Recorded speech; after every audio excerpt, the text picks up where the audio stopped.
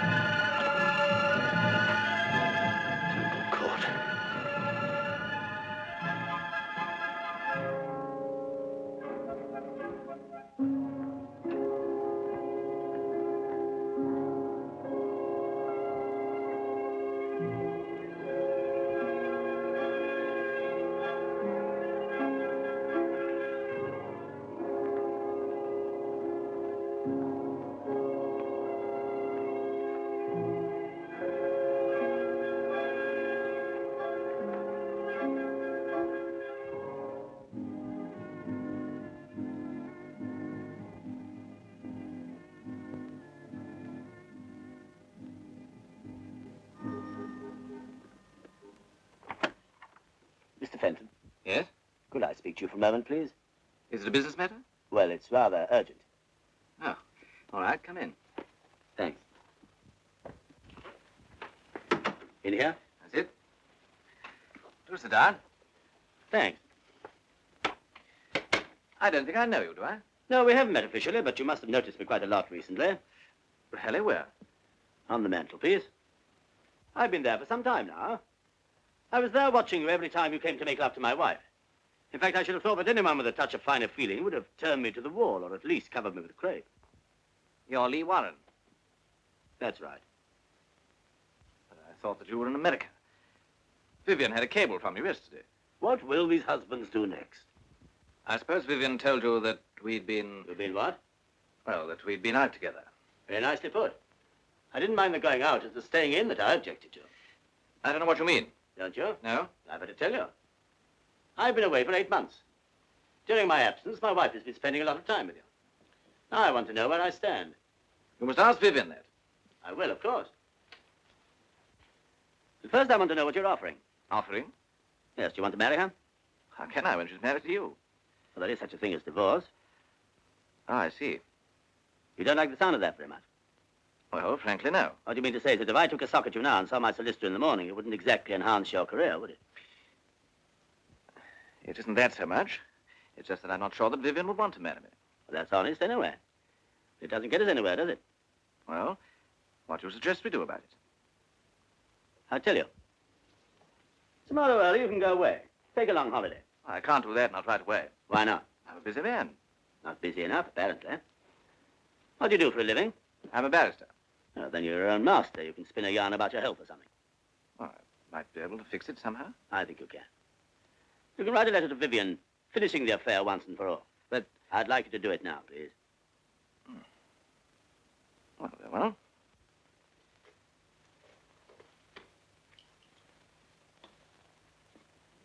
Wait, we'll compose it together. How do you usually address her? Vivian, dear? Oh, Vivian, darling. I love you. You got that? Yes? But I realize that whatever your feelings are for me now, you love your husband and always will. And always will. Paragraph. I cannot bear to be near you and to know that you can never be mine. And if what I am about to do may seem cowardly to you, Cowardly? your trip, you're running away without seeing her. All right. Cowardly to you,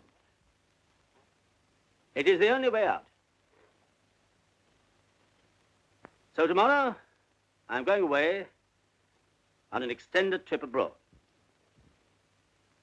When I return, I hope that you will again be happy with your husband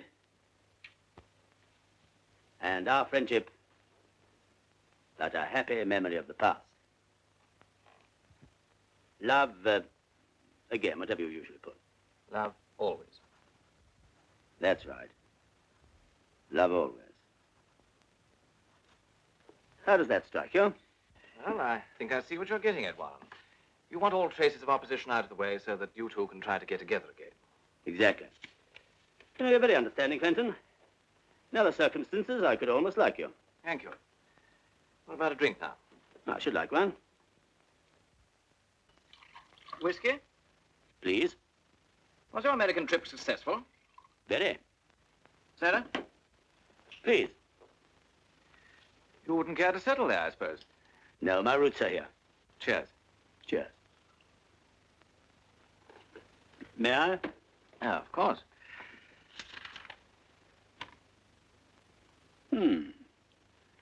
I don't think we could improve on that. Oh, I'm so sorry, Fenton. That's all right. I'll fix you another. It's not the drink I'm worried about. It's the letter. It's saturated. Never be able to send that. Afraid you'll have to write another. Well, now, look here, Warren. You can't be serious about this letter. I'm afraid I am. Sorry to be such a nuisance. All right.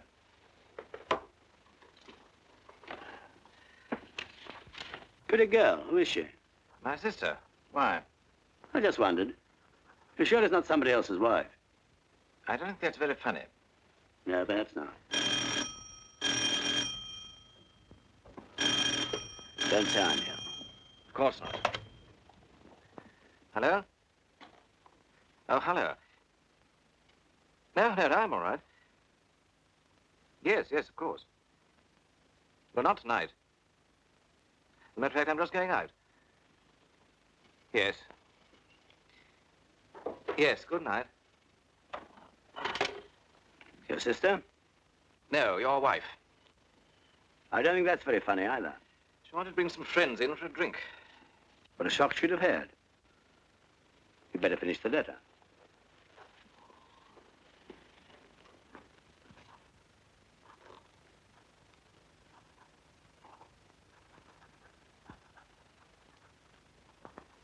Stop. That's enough. What the devil? Put your hands behind your back. Look here. Do as you're told, or I'll blow your guts out. What the blazes are you playing at, Warren? Is this a joke? Joke? No, you can turn around. Look here. Go and lie down on that sofa. What are you playing I'll at? give you 15 seconds to get under that sofa. Now put your feet up.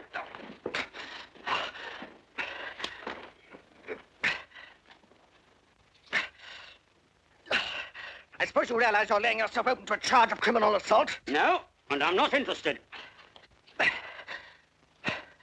Now, perhaps you'll be good enough to explain your quite extraordinary behavior. Certainly. That's why I came here. Did you and Vivian often talk about me? Not often. No, I don't suppose you would. Our marriage obviously didn't mean very much to you, but it meant a great deal to me. You probably wouldn't believe this, but I can remember exactly every detail of every minute of every day, since I knew I was going to America and had to leave her. I can remember exactly how she looked when I told her. She was wearing a new black dress. I didn't say very much until we'd started the dinner and the waiter had gone. Then I said, Vivian, the firm wants me to go to America. America? Yes, they want me to put over a couple of deals and make arrangements for a New York office. Will you go? No. Why not? They say I can't take you with me. But Lee, surely you're going. Do you want me to go without you? Of course I don't, but if it's your job. Oh, I get it. You're not so ridiculously jealous that you're still thinking about Paul. Nothing ridiculous about that. I promised I wouldn't see him again, ever, and I haven't. It was only a stupid little lapse. Surely you can forget that now. This trip means promotion, doesn't it? It may. Then you'd be a fool not to take it. How long will you be away? Oh, about 5 or 6 months. Well, that's not so very long. I'll write to you every day. You will? Of course I will. Get on with your soup, darling. It's getting cold. When Vivian saw me off at the airport, I could have sworn she really meant what she said. When I got to New York and settled down to work, the letters really did come every day, just as she'd promised. I knew everything was all right, but I could really trust her at last. That stage lasted exactly 3 weeks. Then this sort of thing began to happen. Here's the mail, Mr. Warren. Oh, thanks.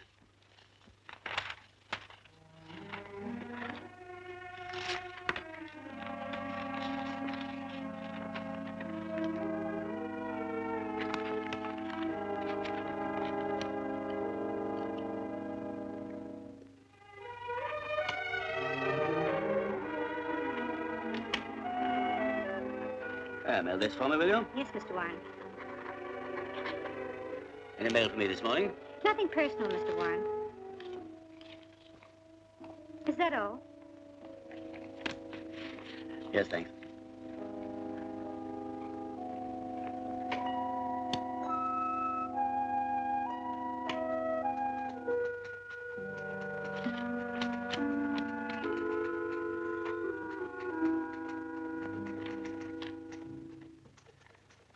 Miss Stern, take a cable, will you?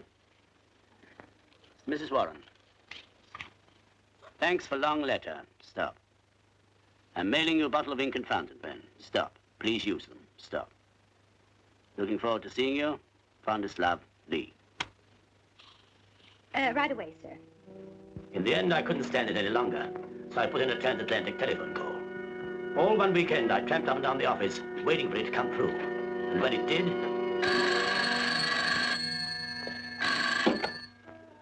Hello? All right, I'll hold on. Vivian, is that you? Vivian, what's happened? I haven't heard from you for over a fortnight. But, darling, I wrote to you yesterday and on Tuesday. Well, I must have forgotten to post it. I know, Lee, but I've been so terribly busy. Yes, you see, Mother's in town. I've had to take her out.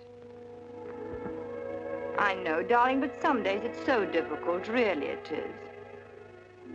All right, darling, I'll try. Yes, I promise. I miss you terribly, too. No, I'll write you every day from now on. Yes, I promise. Hello? Hello? We were cut off, but I didn't care. I'd spoken to Vivian and I was happy. That shows you the sort of fool I was about her. For a week or two, her letters arrived regularly. Then they stopped again. This time I didn't trouble to telephone. Instead, I took to haunting a little bar off Broadway. After a few drinks, I was able to persuade myself that nothing was wrong, that Vivian still loved me. But my fool's paradise didn't last long. One night, I came upon an old tattler someone had left behind, and there, laughing up at me, was Vivian. And beside her, with his arms round her, also laughing at me, was Mr. Richard Fenton.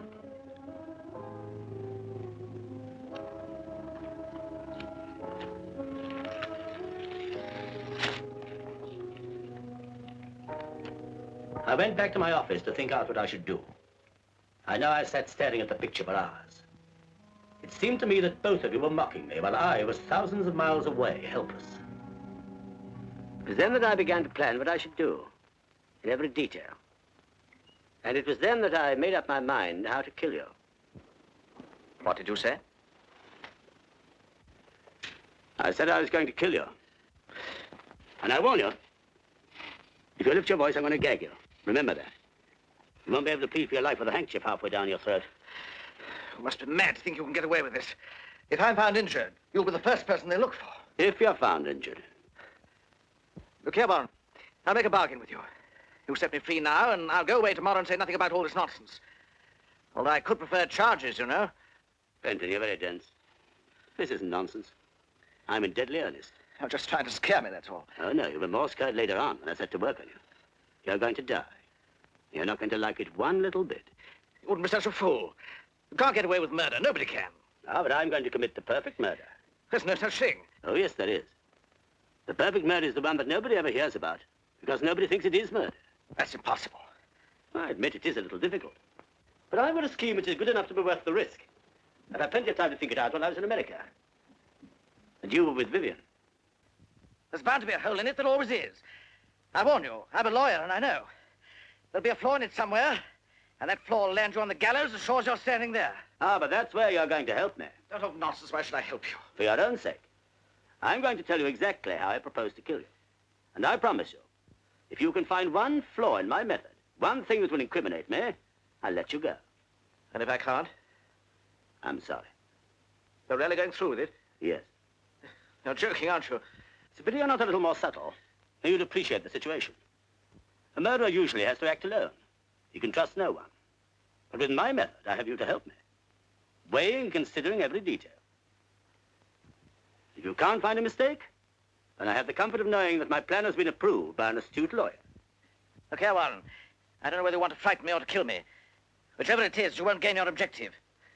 Your wife isn't only interested in me. There are plenty of others, too. Well, you can't kill them all, you fool. Shut your mouth. Very clever of you to get me to lose my temper. It's true, I tell you. Let me look at your cheek. Oh, quite a mark. Leave me alone. Lie still. Oh, luckily, it's only a surface reddening. Take your dirty hands off me. Oh, I can leave a telltale bruise on that cheek of yours. Not after I've taken all this trouble. Oh, that's all right now. Now, you lie still, and I'll show you something really interesting. Warren! Warren, you can't go on with this madness, I tell you.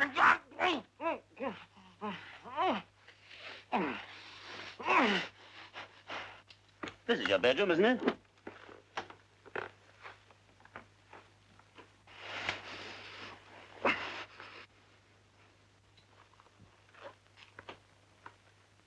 This is a little invention of my own. I'll give you a demonstration. It's quite simple. I put the end of this tube in there. I then put the pillow slip over your head. I draw the open end tightly around your neck. Can you hear me?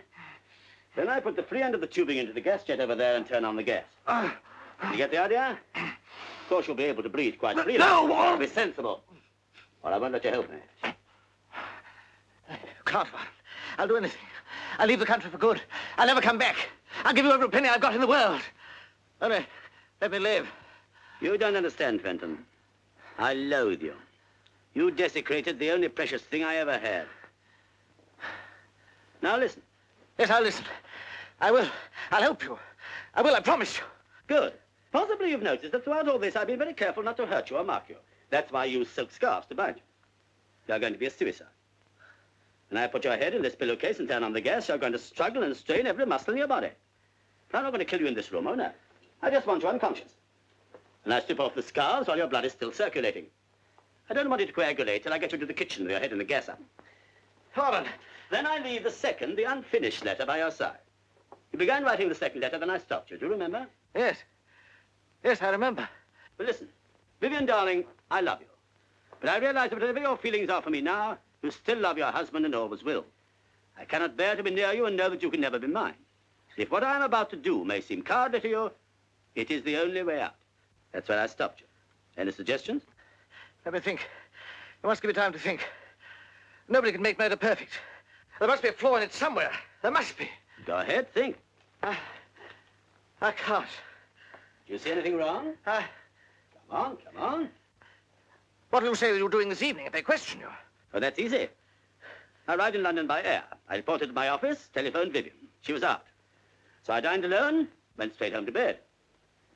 Anyway, a man can't be forced to put his head in the gas oven, can he? Don't forget you're not bruised. They won't find any drugs in you when they open you up. Fingerprints. Gloves. Motive. I never met you, I've never heard of you. No one knows that I found out about you. Somebody must have seen you come in here. If I hadn't taken care of that, I shouldn't be here now. Marks. On my wrists. Silk scarves. Any other suggestions?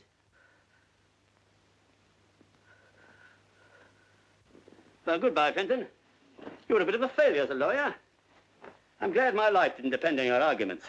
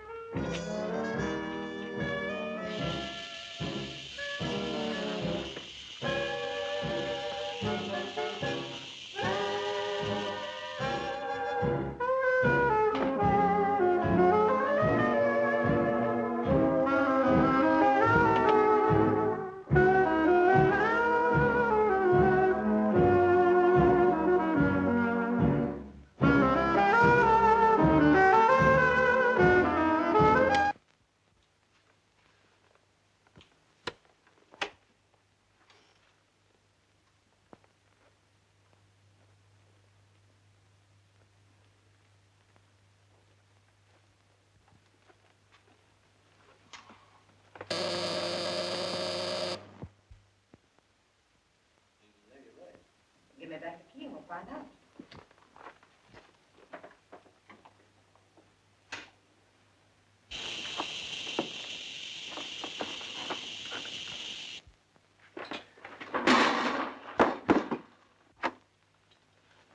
Dick?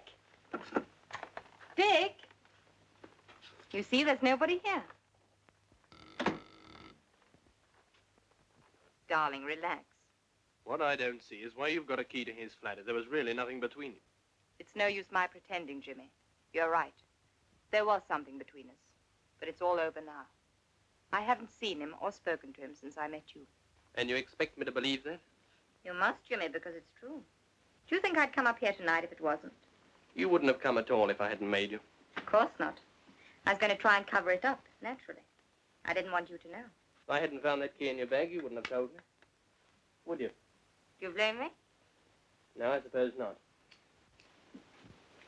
I'm glad you know the truth now. I don't want there to be any secrets between us. It's far too important to me for that. And anyway, it's not a crime to have had an affair and then found out that you've made a mistake. Is it? You know why I wanted to be certain there was nothing between you and Dickie? No? Because I wanted you to divorce your husband and marry me. And now? I want to more than ever. Darling. You will marry me as soon as you can get your divorce, won't you? I don't know what to say. This is all rather sudden. Get me a drink, Jimmy. I don't want to touch his drinks. Well, I do. I need one. And so do you. And make it strong, darling. It isn't every day one gets a proposal. Well, don't laugh about it, please. I'm serious. I want to cable your husband tomorrow and tell him the news.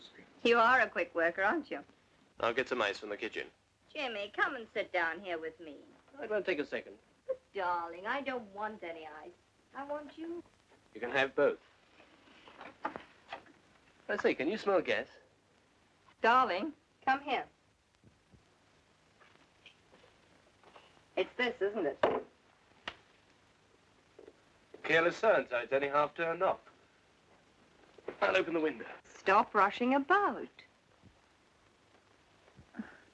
Now what's the matter? I can't kiss you here.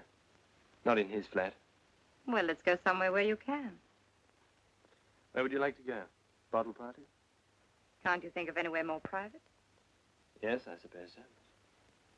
Darling, we are going to be married, aren't we? Yes, but... Do I have to write you a letter, Mr. Martin?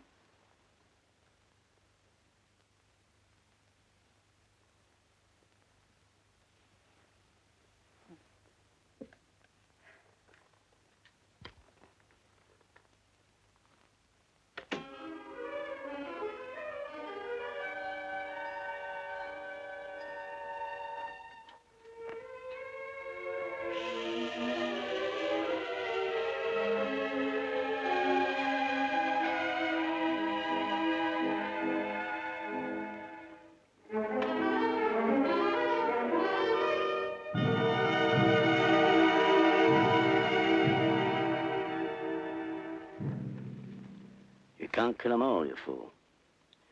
Well, we'll see about that.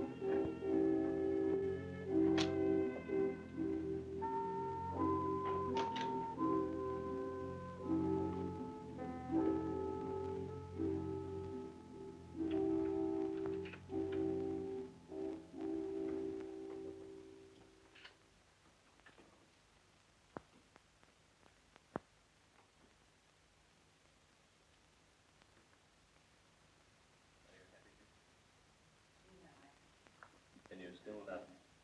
Of course I do. Should I be here with you tonight if I didn't? I bought you a little present today. You shouldn't have done that. It's only an old signet ring I came across in a junk shop. But just you read what's inside. Till death us do part. Vivian.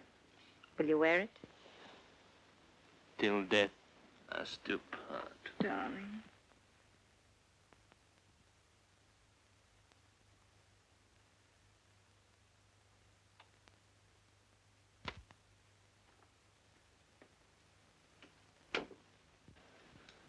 What was that?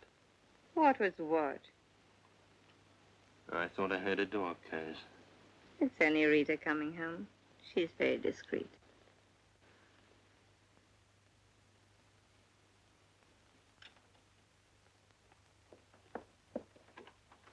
Oh, excuse me, madam.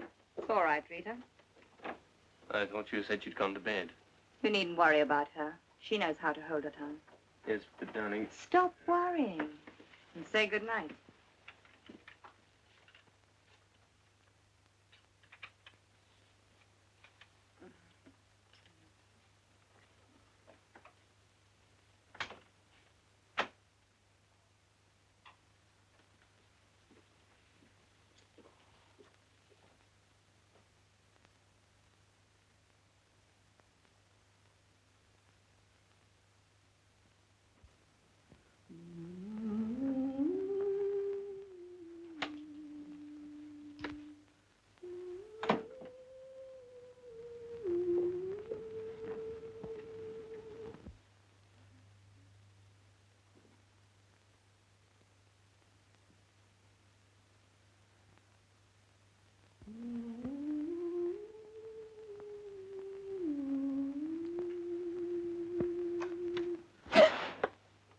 Lee. Oh, I thought I heard you come in. Lee, darling. When did you arrive? How long have you been here? I've been in for hours. You poor darling. Why didn't you phone me when you landed? I did. No answer. So I came on home and went to bed. Why didn't you wait up for me? I was dog-tired. We had a rotten crossing. There was no one in anyway. Poor Lee. What a homecoming. And just the one night I'm out. You must tell me all about your trip. Was it successful? Lee, I've been so miserable without you. What time did you turn in? Oh, about 10. Did you have something to eat? No, I didn't want anything. Let me get you something now. No, thanks. Why didn't you write to me, Vivian? It won't take a moment. Why didn't you? But I did, darling. Dozens and dozens of letters. But you said every day. But, darling, that was only a figure of speech. You know I was thinking of you every minute and missing you dreadfully. But I couldn't just go on saying that over and over again, could I? It would have been so boring. And I've never bored you yet, have I, Lee? Not until now. But, Lee... You see, I don't believe you, darling. Were you on duty last night? Yes, sir. Did anyone ask for Mr. Fenton during the evening? No, sir. Did you see anyone strange? Anyone other than the usual tenants come in or go out? No, sir, I can't say I did. Mr. Fenton often have visitors? Not many, no. Any ladies? Sometimes, yes. One particular lady? Not so as you'd notice. All right, thank you. That'll be all for you two just now. Won't you want me anymore? Not for the moment, thank you. Oh. Oh, all right. Only I found him, remember? Yes, thank you. We're very grateful.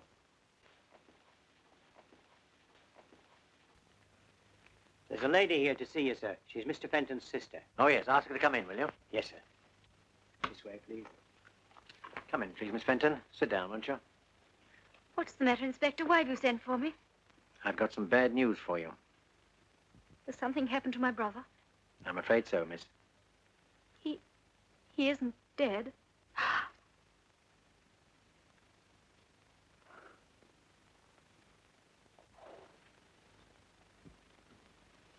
How did it happen? He was found this morning in there with his head in a gas oven. You mean he committed suicide? I don't believe it. Dick would never do such a thing. He's not that sort of a person at all. A man can't be forced to put his head in a gas oven, Miss Fenton. Dick wasn't like that. You'd better read this.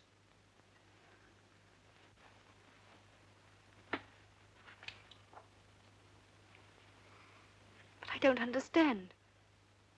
There's something strange about this. In what way? I realize you still love your husband and always will. But he knew perfectly well Vivian didn't love her husband. Who is this Vivian? Do you know her? Of course, it's Mrs. Warren. And your brother had an affair with her? Yes. And there was trouble with Mr. Warren? No. He's in America. You say your brother knew that Mrs. Warren didn't love her husband. We both knew. How? Because the man I was engaged to gave me up for her a fortnight ago. Are you quite sure about that? Perfectly. And what was the name of your young man? Martin. Jimmy Martin. I see. And you suggest that he took your brother's place with Mrs. Warren? I know he did. And she took your place with him, is that it? Yes. You must excuse my asking so many questions, but it is a bit complicated, isn't it? It's all very sordid and unpleasant. And it's all her fault. Yes, I'm sorry. Now, if you wouldn't mind giving me this Mr. Martin's address. Why? Are you going to see him? Well, just give me the address if you don't mind, and I'll decide about that later on. Yes, of course. He lives at number 7. Aren't you going to the office this morning? Yeah. Why not? Anxious to get rid of me? Not at all. I've turned in my report. Now I'm taking a few days off to put some private affairs in order. What private affairs? Oh, private affairs. Where are the other papers? They're over there.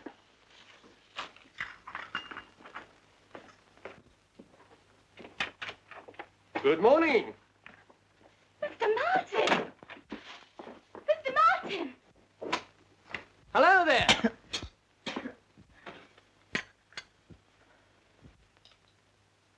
Thank you very much.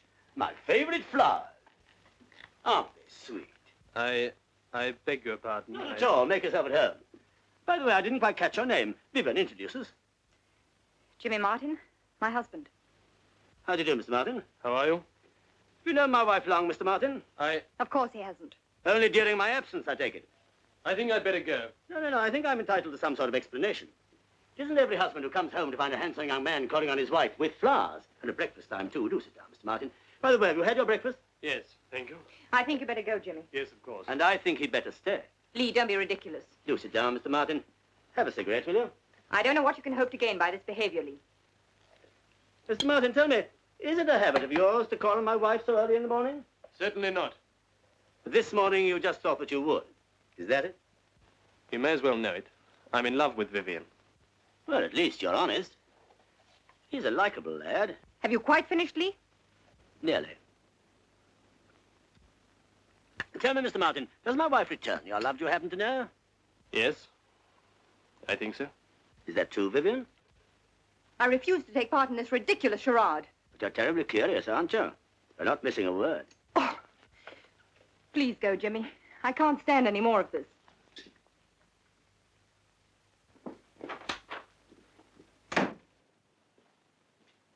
You must forgive my wife. She's not usually so inhospitable, but then, of course, you know that, don't you?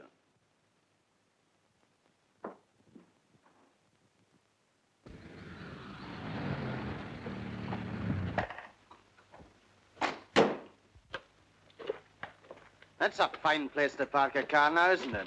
Keep your mind on the job, Fox. We've got more important things to do. You wait here. I shan't be long.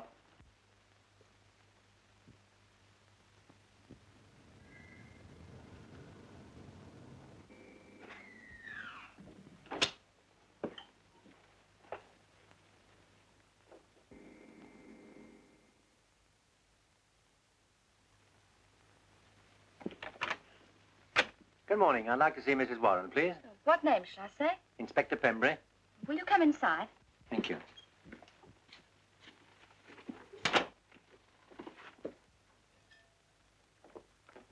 Excuse me, sir. There's a policeman called. Inspector Penbury. Who does he want to see? Mrs. Warren. Has he brought any flowers? No, sir.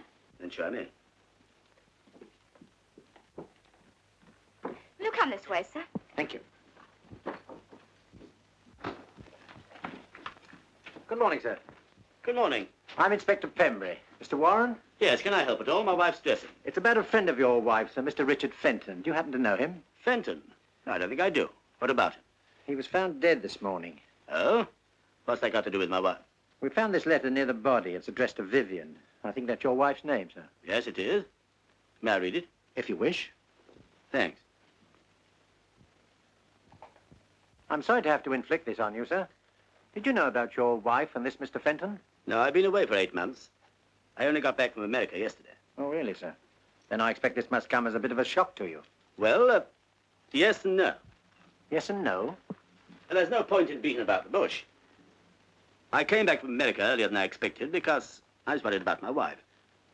She hadn't written for several weeks, and I'd heard that, well, that she was going about with other men. Now it looks as if I misjudged her. You mean this letter makes it quite clear? Yes. Did you say anything to your wife about Mr. Fenton last night, sir? How could I? I didn't even know he existed. Oh, of course not, sir. Silly of me. But you did talk to her, I expect. Not very much. She didn't come in until quite late. Didn't she come to meet you then? No. But she must have known you were coming home. As a matter of fact, no.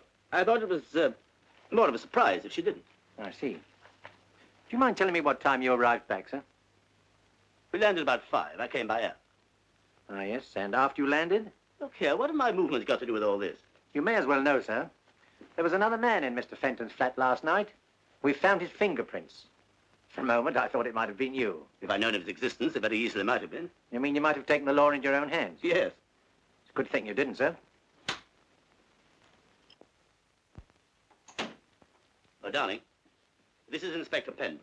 How do you do, Inspector? He wants a word with you. May I ask if you knew a Mr. Richard Fenton? I did, yes. Why do you say did, madam? Well, I haven't seen him for some time. Have a cigarette? No, thank you. What's all this about? Mr. Fenton was found dead in his flat this morning. Darling, let me get you a drink or something. No, I'm all right, thank you. Do you mind if I ask you one or two more questions, madam? Of course not. Thank you. Were you friendly with the deceased? Did you know him well? We went out 2 or 3 times together, if that's what you mean. Did your husband know him or of him? No. He was someone I met just recently. When did you see him last? I haven't seen him for, well, since dinner with the Sandersons about 2 weeks ago. Did he ever say anything that made you feel he might take his own life? No. That's why it's so terribly unexpected. I hope you'll excuse me, Mrs. Warren, but I have to be more explicit. Did the deceased... Please don't use that word. Did Mr. Fenton ever... Well, you know if he was fond of you. I suppose he must have been in a way. Otherwise, he wouldn't have wanted to take me out. I don't mean that exactly. Did he ever tell you he loved you?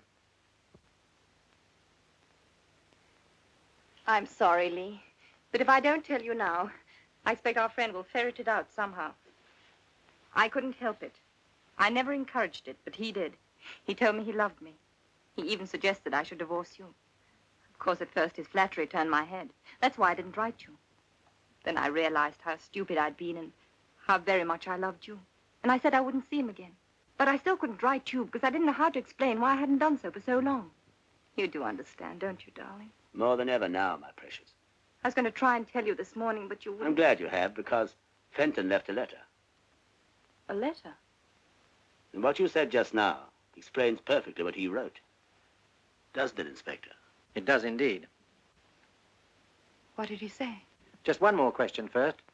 What did you do last night, madam? I went to a theater with Mr. Martin. He brought me home about 11:45. Did he come in for a while? Of course not. He saw me to the door, said good night, and left. Thank you, madam. Here's the letter.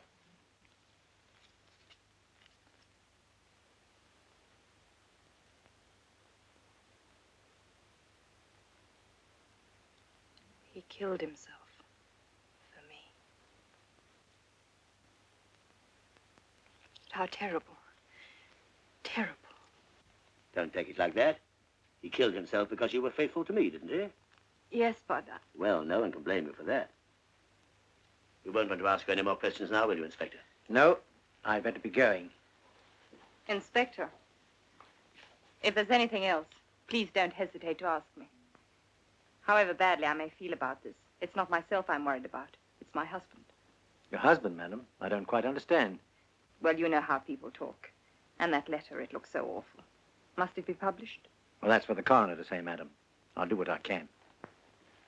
Thank you, Inspector. Thank you, madam. You made things much easier for me. Good day, Inspector. Good day.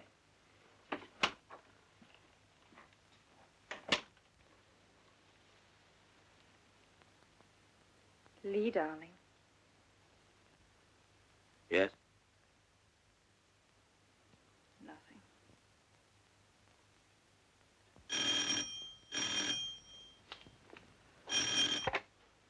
Hello?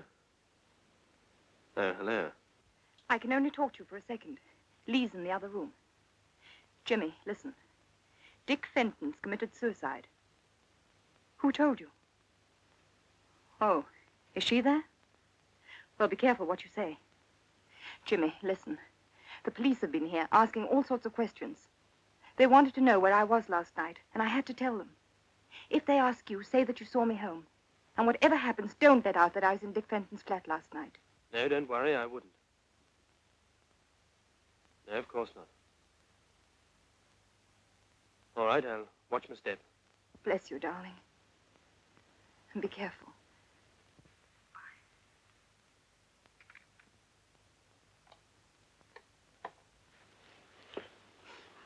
That was her, wasn't it?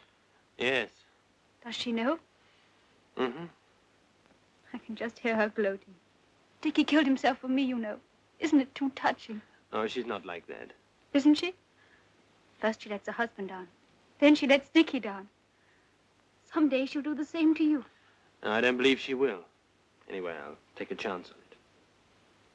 Do you really love her? Yes. Is she coming here? No, it's all right. Now, calm down. I'll go and see who it is.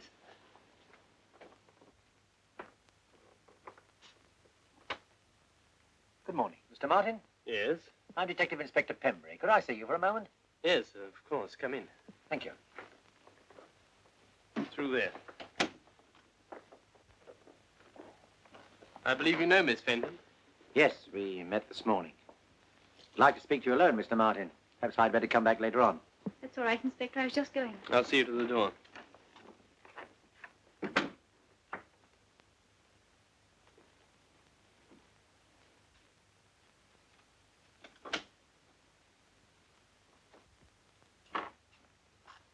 Well, Inspector?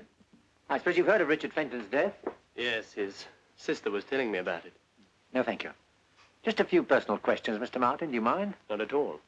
How long had you known the deceased? Since we were at school. You're engaged to his sister, I believe. I was. We broke it off some time ago. Oh, I'm sorry. So far as you know, had Mr. Fenton any business or financial worries? He was a successful barrister. They don't have that sort of worry. Sit down, won't you, Inspector? Thank you. Any suggestion as to why he should take his own life? None at all.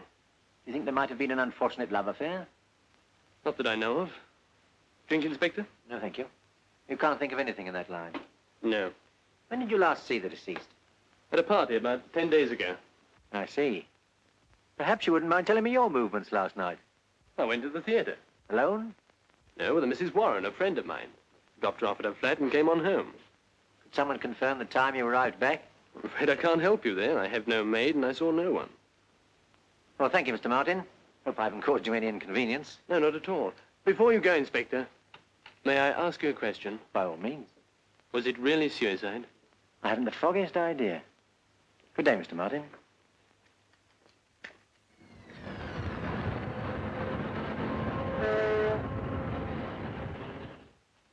Hello, what do you want? Got something I'd like to show you here. And I've got something to show you. Look at this.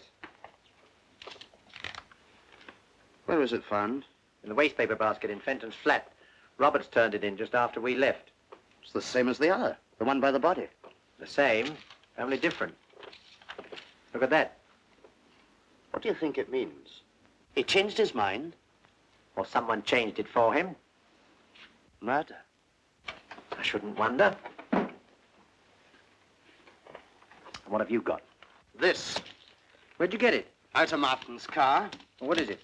Thought you might know. Something he cleans the car with, I suppose. That's what I thought at first. But it's too clean for that. Stuck out a mile among the other stuff in the boot. And what's this for, anyway? I don't know, and I've no time to start playing guessing games now. Fox, smell that. Smells like the back of a cab. Anything else? Gas. Gas is right. Give it to me. What is it, do you think? I don't know. Gas.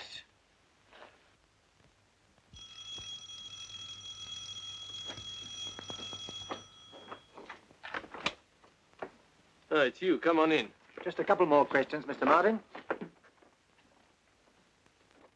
Reinforcements? Yes. This is Sergeant Fox, my assistant. Going away? Just for the weekend. Mr. Martin, are you quite sure your answers to my questions this morning were correct? Of course. Then before I ask you this final question, I must warn you that anything you say now may be taken down and given in evidence. What is all this? Just a formality. Are you quite certain you didn't visit Mr. Fenton's flat last night? Quite certain. Then how do you account for your fingerprints being found there? Fingerprints? Well, they must have been left from the last time I was there. When was that? About 2 or 3 weeks ago. Do you think Mr. Fenton would have left a whiskey glass on his table for 3 weeks? No, of course not. Then perhaps you wouldn't mind telling me what really happened. Very well. I went there for a drink. When was this? Well, I dropped Mrs. Warren off at her flat at about 11:30. And I thought I'd call round and see Dickie. He wasn't in, so I had a drink and left. If he was out, how did you get in? I had a key. You must have found it. I left it on the table by mistake. So you arrived just before midnight. About that. The doctor puts the time of Fenton's death a few minutes either side of midnight. So you see, Mr. Martin, it looked as if Fenton was in his flat when you called. But I swear to you he wasn't. Now, wait a minute. I didn't look in the kitchen. You mean he might have been lying in there and you wouldn't have known anything about it? Well, it's possible. You didn't go to the kitchen for water or soda or anything? No. Now, how do you explain your fingerprints being found on the kitchen doorknob? What? Oh, yes, well, I started to go to the kitchen, but I couldn't find the light switch, and I just didn't bother. I'm sorry, Mr. Martin, but I don't believe a word you're saying. I can't help that. I've told you the truth. We found the oven gas jet still on this morning. If the deceased had been lying in the kitchen when you were there, you must have smelt the gas. But I did. I remember now, and I said... I thought it was a leak. What's all this about, anyway? It was suicide, wasn't it? You asked me that before, this morning. Remember? Yes, but Miss Fenton was telling me that he left a letter. Well, what makes you think that letter showed he intended killing himself? If you let me read it, I'll tell you. Well, here's a copy.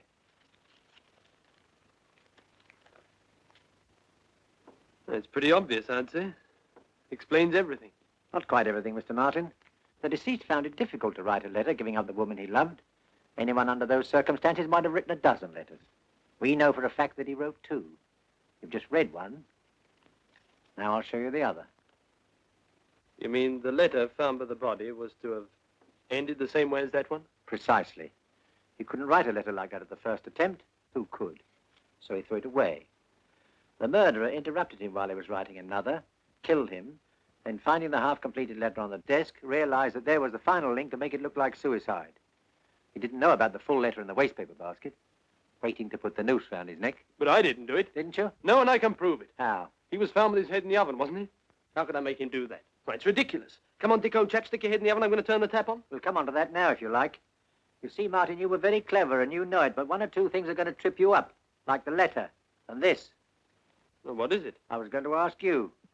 Well, I've never seen that thing before. When we searched your car, we found this in the boot. I've never seen that thing before. Someone must have put it in my car. Anyway, why should I want to kill Dickie? Because he was in love with Mrs. Warren, too. Oh, nonsense. Is it? I'll tell you this, Martin. In the whole of my experience, I've never seen a cooler, more carefully planned and premeditated murder.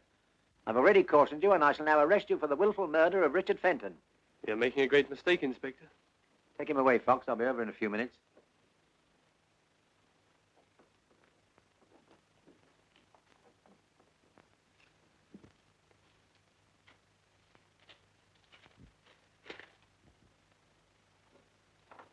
That young man of yours seems to be hitting the headlines. Who? See for yourself. Jimmy didn't kill him. He couldn't have. Of course not. Because you were with him all the time, weren't you? I don't know what you mean. Don't you? Good morning, Rita. Good morning, sir. Thank you.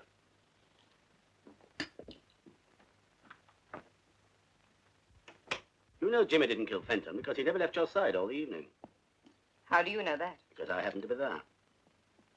Where? In Fenton's flat. But you couldn't have been. Unless you... Go on. Unless I killed him. No. No, you couldn't. Why not?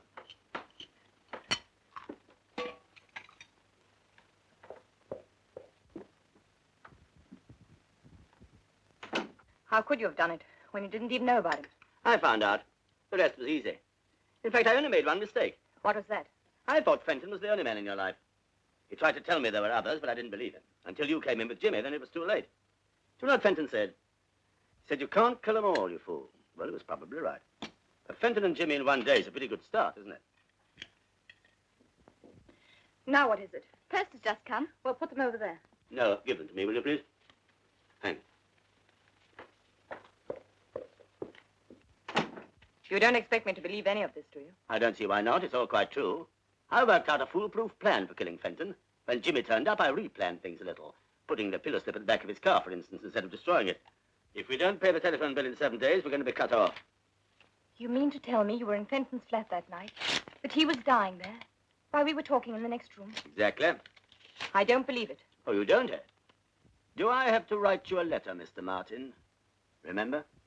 I see. Your mother wants to come and stay with us. Why she did always write to me, I don't know. Perhaps she thinks I'm kind of hearted than our daughter. After you and Jimmy had left, I fiddled round Fenton's flat. And the more I fiddled, the blacker things began to look for James. You wouldn't really let an innocent man suffer for something you did. I suffered because of something he did. That's different. Not to me. I made up my mind to get my own back, and I'm getting it. You're mad. You must be. You love Jimmy Martin very much, don't you? Yes, I do. And you'd do anything to save him, wouldn't you? Yes. Well, now you're going to be in the interesting position of knowing that he's innocent and that I'm guilty and that you can't do anything about it. You're going to suffer slowly and exquisitely, and I'm going to enjoy watching you squirm.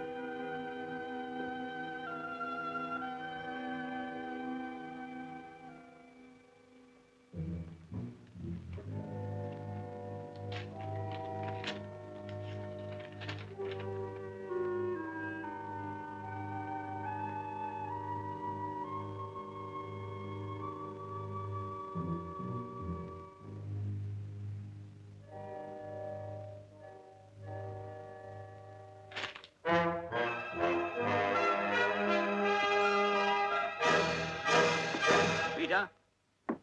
Rita, are you in bed? When did Mrs. Warren go? This afternoon, sir, about 3. Where did she go, do you know? No, sir, she just called a taxi and went. Do you hear what address she gave the driver? No, sir. She left a note for you, sir. Yes, I know. Would there be anything else, sir? No, you better go back to bed. I want to speak to Mrs. Warren, please. Warren. W-A-R-R-E-N. You say she's not staying at the hotel. Thanks. There's Dorchester. Could you tell me if Mrs. Warren is registered with you, please? Yes. She's not there. Thank you. Is that Maidenhead 365? Riverside Hotel? Could I speak to Mrs. Warren, please? She isn't. You sure? Thanks.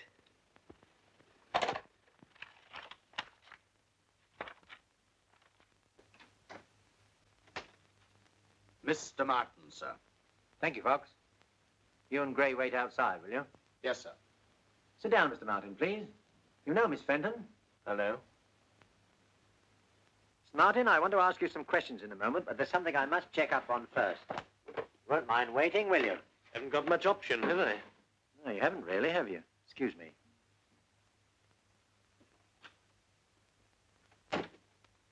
I suppose you arranged this. No. Well, Yes, partly. What good did you think you could do coming here? I don't know. I just thought I would find out if there was anything to do to help. Well, there isn't. I know you didn't do it. So do I, but it happens that the police can prove to their own satisfaction that I did. Jimmy, do you love her very much? No, I don't think I love her at all. Then why shield her? Because if they could hang me on the evidence they got, they could hang her just as easily as an accessory. The significant thing is that pillow slip being in my car.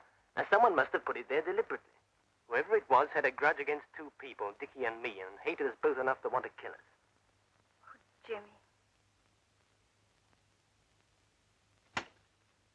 Oh, excuse me. Look, I'm sorry, but something very important has come up on another case. Would you mind very much if we postponed our talk to another day? No, Inspector, of course not. Thank you very much. Oh, Gray, take Mr. Martin downstairs, will you? I want you, Sergeant. Anything wrong, sir? No, that's what's worrying me. It's all too neat and tidy. It all adds up perfectly. Too perfectly. Don't you think that's just because we were lucky enough to come across the evidence quickly, sir? Maybe. I was wondering whether we were meant to come across it. You mean you believe the boy when he says someone else put the pillowcase in his car? I don't know. All I do know is that whoever planned this murder was a clever man. Cool, calculating, ruthless. Clever. Does that sound like Jimmy Martin to you? Ah, you can never tell with those quiet ones. He may have committed half a dozen other murders for all we know. That's right. Perhaps he's Hitler in disguise is about the right height.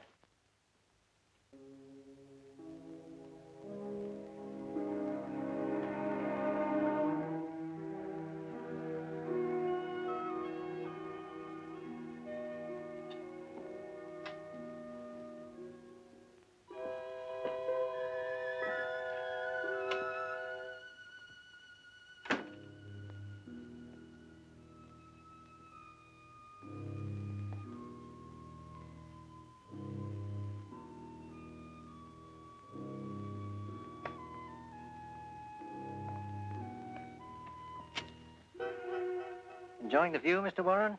Oh, good evening, Inspector. No, just taking a walk. Long way from home, isn't it? As a matter of fact, I'm not sleeping very well, so I've taken to going for a long walk before I go to bed. Do you usually come and look at Fenton's windows? No, why?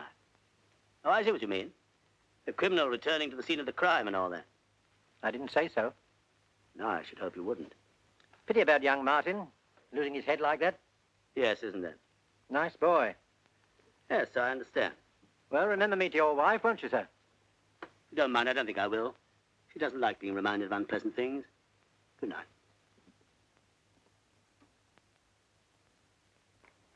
Did you take the tablets I gave you? Yeah. 2 the first night, 3 the second, and 4 the third. No effect? None at all. Haven't slept a wink for over a week. It's getting me down, I don't mind telling you. You've suffered from insomnia before. No? Appetite all right? So, nothing to speak of. Any unusual business worries? Anything of that sort? No? Nothing you can think of to account for it? No. Well, I'll give you another prescription and see what that does. But go easy on it. Only take them if it's absolutely necessary, and then not more than 2. Let me know how you get on. Thanks, Doctor.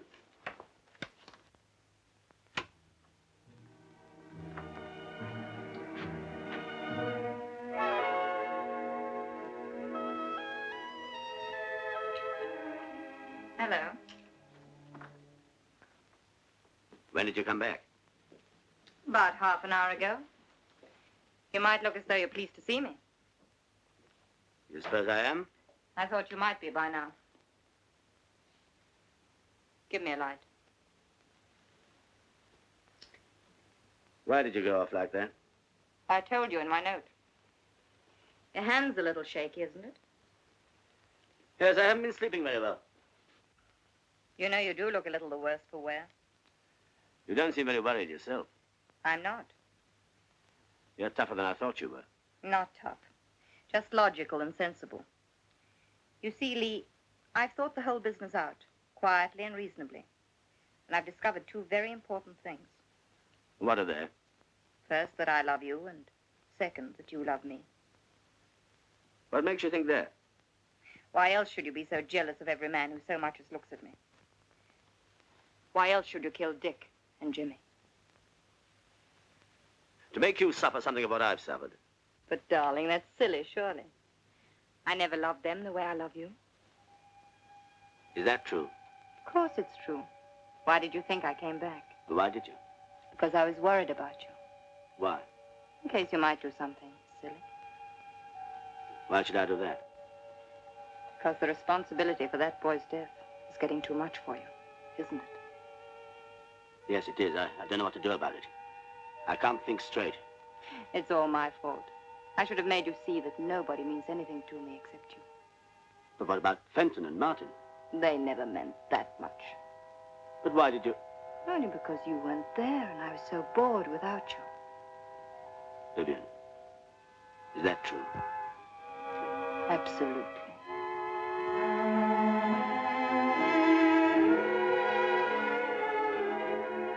Glad I came back? Yes. Yes, I am. But you're not completely happy, are you? No. You're still worrying about Jimmy Martin. I can't let him hang now. He's not going to. I'm going to prevent that. No. Yes. Yes, I must say that I was there. Now, that'd drag you in as an accomplice. No, there must be some other way, some loophole, if only I can think of it. Yes, Lee, that's right. There must be something you've forgotten. No crime is ever perfect. This one is. Too perfect. I saw to that. I didn't know I was going to want to undo it all again. But there must be something you've forgotten. There must be. Lee, try to think. Please try to think. Oh, Fox. Sir. Mr. Warren's been telling me the real story behind Fenton's death. See what you think of it. Do you mind, Mr. Warren? But I've already told you. Would you mind telling us again for Sergeant Fox? He's been working on the case with me. I'd like him to hear it from the beginning. Oh, very well. As far as I can remember, it was like this. On the day that I arrived back from America, I reported at my office, then rang up my wife. She wasn't in. So I put in my reports, cleared up, and went on home. I got to the flats about 7 o'clock. As my taxi drew up outside, I saw my wife getting into Martin's car. I was naturally curious to know what was going on. Wouldn't you have been? So I waited until they were safely in the car. Then I told my driver to follow them. They went to a restaurant, then to the theater. When they came out after the show, I was there waiting for them. I followed them again, this time to a flat at Temple Court.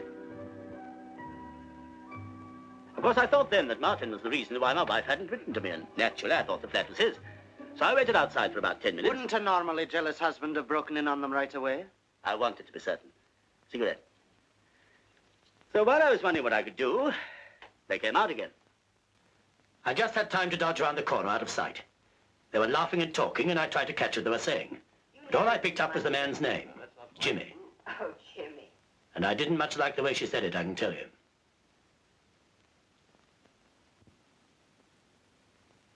After they'd gone, I tried the door. Which was conveniently open. As a matter of fact, it was. The catch hadn't dropped.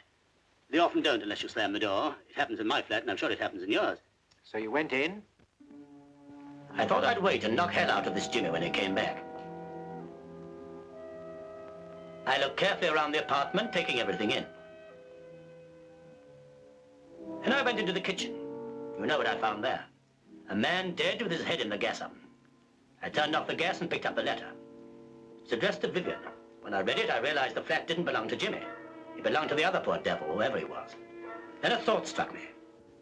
I could turn this suicide into a murder done by Jimmy. That meant I had to get rid of every scrap of evidence that my wife had ever been in the flat. It wasn't easy. I had to think fast. I put her cigarette stubs in her pocket. Then I noticed the wastepaper basket. It was full of unfinished letters. I took a look at some of them. They were all in the same strain. He'd obviously made half a dozen shots at writing that farewell letter before he got it the way he wanted it. One of them gave me another idea, the best idea of all. I left the finished letter in the wastepaper basket, put all the rest in my pocket. All except one, an unfinished one. The one you found beside the body, Inspector. Then I washed the glass Vivian had used so as to remove her fingerprints. And how did you know which one was hers? By instinct? No, by lipstick. Go on. In the same way, I got rid of the cigarette she'd been smoking, leaving traces that only Martin had been there. Traces that you were bound to discover, Inspector. And what did you hope to achieve, then, by all this? Exactly what did happen. I knew that when I turned up, my wife would have to deny being in Fenton's flat with Martin. And when the body was discovered, she'd have to stick to her story. And when you, Inspector, found Fenton's first letter and Martin's fingerprints all over the place after he denied having been there, well, you were bound to wonder what had really happened, weren't you? Undoubtedly. Of course, I was mad with jealousy then, trying all I could to hurt Martin. I regret it very much now. What did you do with all the letters you stuffed into your pockets? I took them away and destroyed them, of course. Then I had to find a way to connect Martin directly with a fake murder. That wasn't easy. If Fenton had shot himself, there'd have been a gun. But gas? Then I had a really brilliant idea. You know, the gas mask thing. I set to work and made it. How it could possibly be used on a strong, healthy man, even I can't imagine. But I knew if it was found on Martin, it'd make things even worse for him.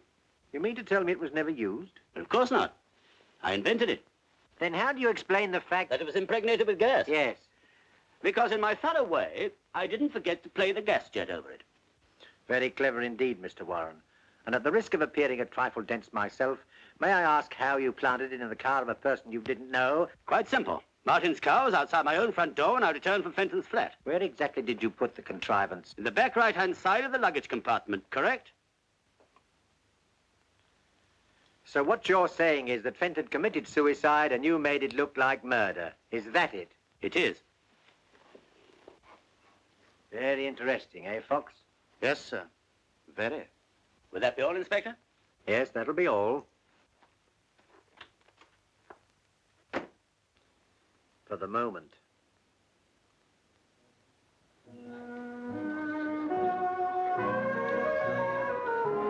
You swallowed it. Hook, line, and sinker. You're sure? Quite sure. Mind you, I was pretty good. You didn't say too much. George or Scott? Good Lord, no. Just a few fills here and there, that's all. You weren't nervous.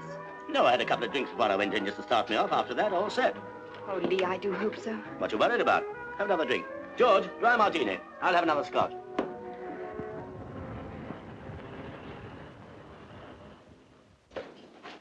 Oh, Mr. Warren, there's a gentleman to see you. Oh, thanks. Sorry to worry you again so soon, Mr. Warren. Oh, that's all right. You've come to arrest me for obstruction or withholding evidence or something, I suppose. No, we don't want you. We've got Martin. Surely my confession clears Martin. Well, that's just it, Mr. Warren. We don't altogether like your confession, as you call it. In fact, we're not inclined to believe it, unless you can produce a little more tangible evidence to support it. Why should I trouble to invent a story like that? Or because you were grateful to Martin for getting rid of Fenton so conveniently for you? Or because your wife asked you to? That's all nonsense. Everything I told you this morning is the truth.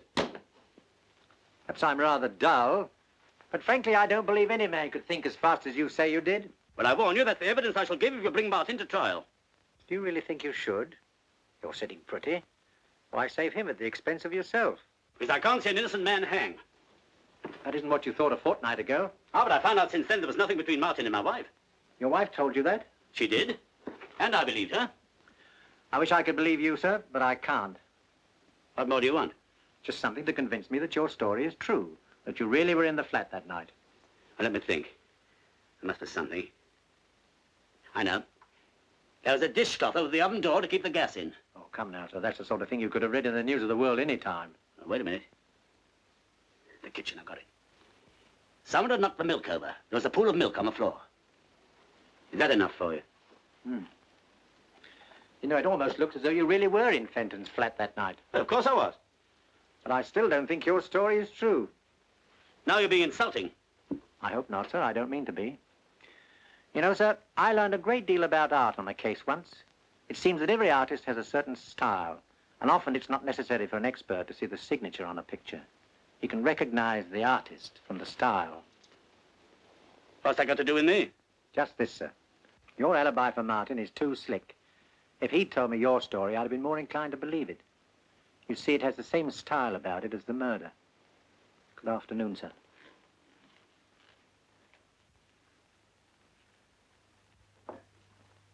Inspector Penbury, madam. Good afternoon. Good afternoon, Inspector. What can I do for you? Well, as a matter of fact, I've come to ask your help. I can't believe you need that. Oh, two heads are better than one, you know. It was your husband's idea. Really? Yes, he came to see me today and told me an extraordinary story.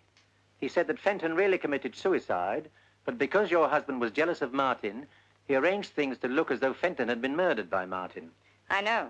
He told me all about it. I said he ought to go straight to you. I'm afraid it won't work, you know. I don't know what you mean. It's quite clear, surely. I don't believe your story, and I'm not going to release Martin. Well, if that's your attitude, I don't know what I can do about it. You could persuade your husband to confess that he murdered Fenton. What makes you think my husband killed him? Everything points to it. You must be joking. No, no. If you were to ask me at this moment who murdered Fenton, I should have to say Mr. Warren. But I can't prove it. He's been too clever for us so far. But I can prove it against Martin. So either you've got to help me or I've got to go ahead and hang a man who's probably innocent. I think you better go. What you're suggesting is insulting and ridiculous. Very well. Look, Mrs. Warren, when Martin comes up for trial, you'll be called as a witness, and there'll be a lot of dirty linen washed in public. But if your husband confesses, we shan't have to call you, and you'll make a very attractive widow. To put it bluntly, don't you think it's a question of which of the two you prefer, your husband or Mr. Martin? How dare you? Of course I prefer my husband.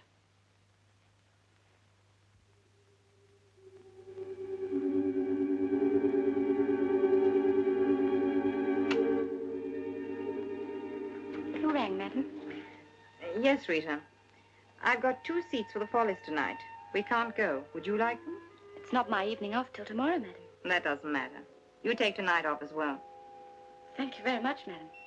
I leave the tickets on the hall table for you. Now you go and ring your boyfriend. Yes, thank you, madam.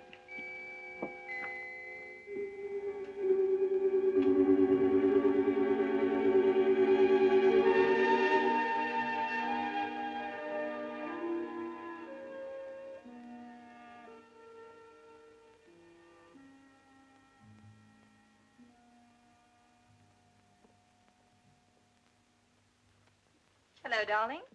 Hello. You're late. Yes, I am a bit. Gosh, I'm tired. Come in here and I'll give you a nice drink. Thanks. Had a busy day? Not particularly. You've been overdoing it again, you know. Yes, I suppose I have. I walked home. Good heavens, why? I wanted to think. Pembury was at the office this afternoon. He's been here, too. What did he say? Don't worry, darling. Put your feet up and relax. There we are. I can handle him. What did he want? Oh, he's just probing around as usual. I think he knows I did it. Did he say so? No, but he kept on hinting. He said he didn't believe a word of my story. He said more than that to me. What? He said he was quite sure you did it, Well, they are. but he knew he couldn't prove it. I'm not so sure. Well, I am, and so is he. He admitted he hadn't got a thing to go on. Now shut your eyes, darling, and rest up a bit.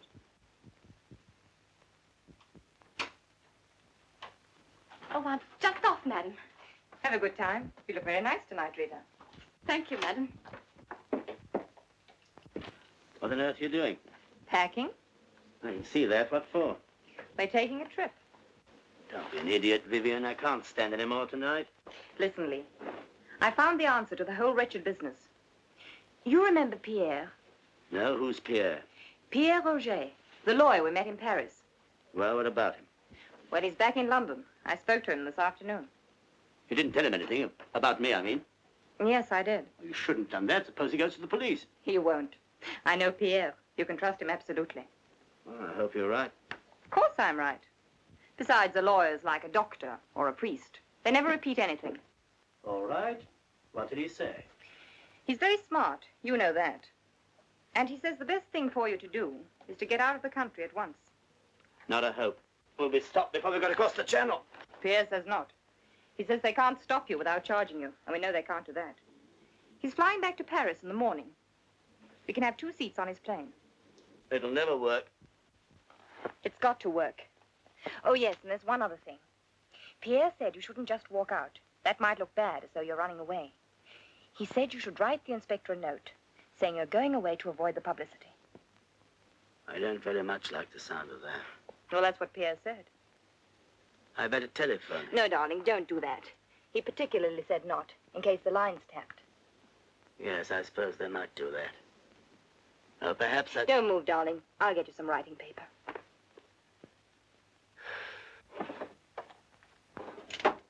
He said write the note and leave it here. Then take the car. Darling, then take the car down to the airport in the morning. All right. I'll try anything once. There you are. And the envelopes are in there. Vivian, Hmm? do I have to write this tonight? Darling, the plane leaves at 7:30. I can't see you doing it in the morning. I don't know what to say. Tell him the truth. You're fed up. You can't stand the publicity, and so you're getting out. I wouldn't say too much. I don't like putting things down on paper. You never know what people will make of them afterwards. Please yourself, darling. I'm only telling you what Pierre said. Well, I've got to have another drink first. The only drink you're going to have tonight is hot milk. Oh, I hate milk. Or maybe just a little whiskey in it. Please. Don't go yet. Tell me what to say first. I'm no good at letter writing. That's your job. Well, you might give me a start. Darling, I've told you what to say. You're fed up, you can't stand the publicity, and so you're getting out while the going's good. Now get on with it.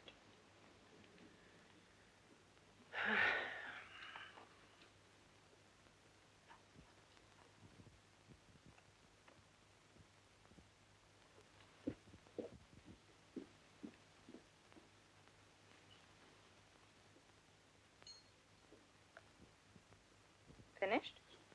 Just about.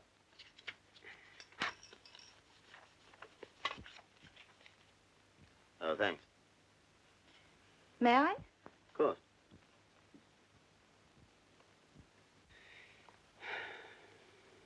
I never know whether it's the milk that spoils the whiskey, or the whiskey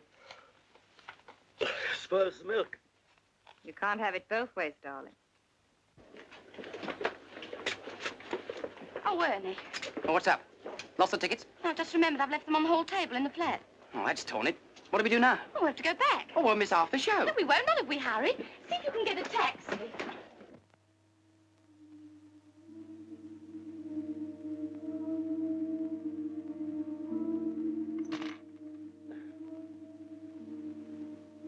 That's made me feel really drowsy.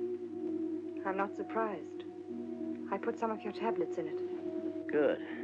How many? 20. 20. Well, that'll kill me. Yes, dear. If you're not serious. Yes, Lee. I'm quite serious.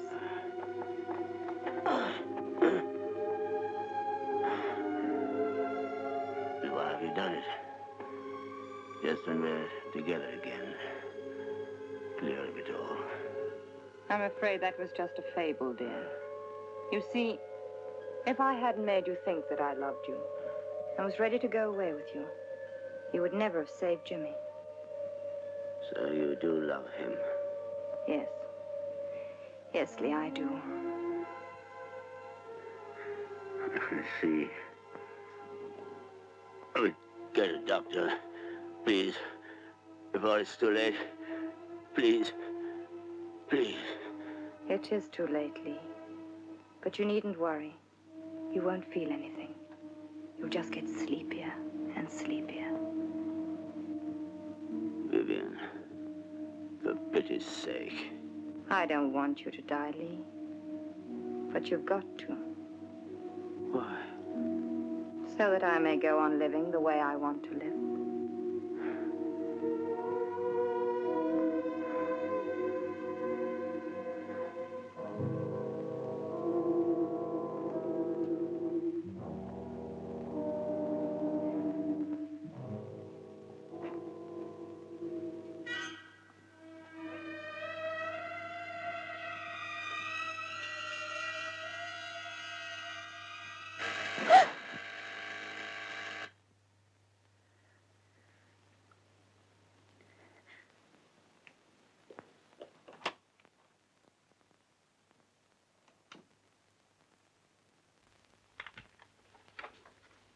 Good evening.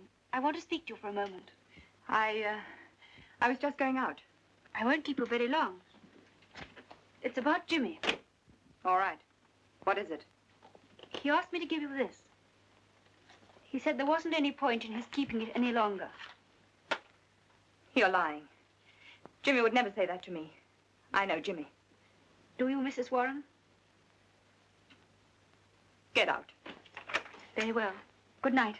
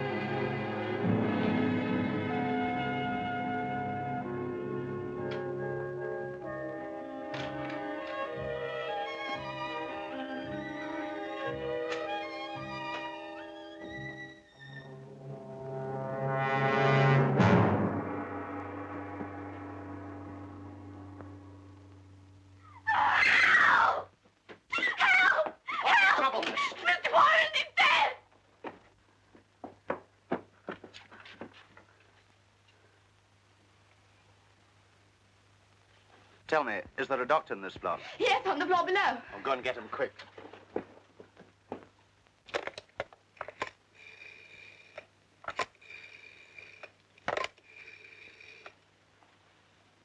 Inspector Penbury. Yes, quickly. Can I ask him another question? You can, but it won't do any good. I'm afraid we were too late.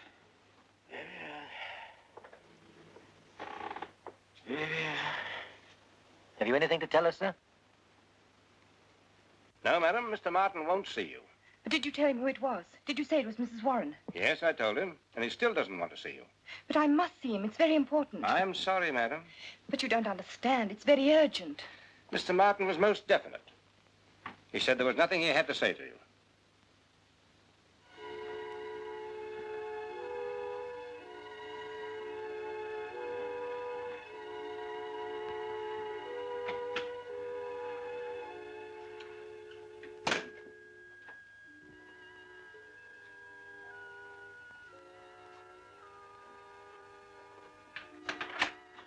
She's here, sir, in the lift.